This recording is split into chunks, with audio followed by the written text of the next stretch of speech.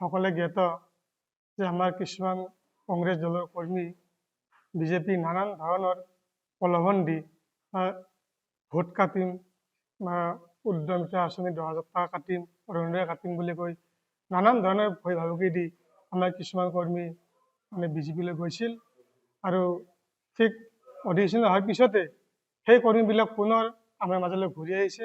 তদ্ৰূপ আজি আমাৰ মাজত এজন মানে আব্দুল বুলি আমাৰ যিটো ছাৰৰ ঘৰত আজি 15 বছৰ ধৰি মানে কৰ্মৰত অৱস্থাত আছিল, তেওঁক বহুত নানান ধৰণৰ প্ৰলোভন লৈ গৈছিল, তেওঁ পুনৰ আজি আমাৰ মাজত ঘূৰি আহিছে। এনেকুৱা কৰ্মী সদায় আহি আছে।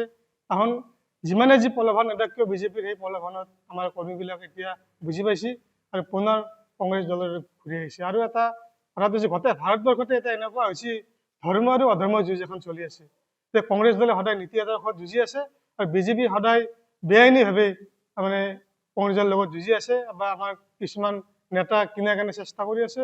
কিন্তু সকল ভাৰতবৰ্ষৰ সকলো ৰাইজে বুজি পাইছে আমাৰ 2026 চনত কংগ্ৰেছ চৰকাৰ হোৱাটো নিশ্চিত। গতিকে আমাৰ ঠিক তেনেকৈ আমাৰ মানে বৰক্ষেত্ৰী সমষ্টিত আমাৰ যি বিজেপি প্ৰাৰ্থী আছে তেওঁ বহুত টকাৰ প্ৰলোভন দেখি আছে। সেই প্ৰলোভনক ৰাইজে খাতিৰ নকৰি কংগ্ৰেছলৈ ঢাপলি মেলিছে। নিশ্চয় আমি বৰক্ষেত্ৰী সমষ্টিত কংগ্ৰেছ দলে জয়যুক্ত কৰিম বুলি আমি আশা কৰিছোঁ।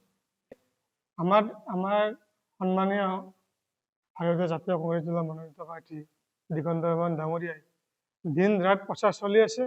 কিছুমানে বিজেপিৰ মানে কিছুমান কৰ্মী আমাক ক'ব বিচাৰে আমি ৰাইজৰ খবৰ লোৱা নাই, সেইটো সম্পূৰ্ণ মিছা বাতৰি।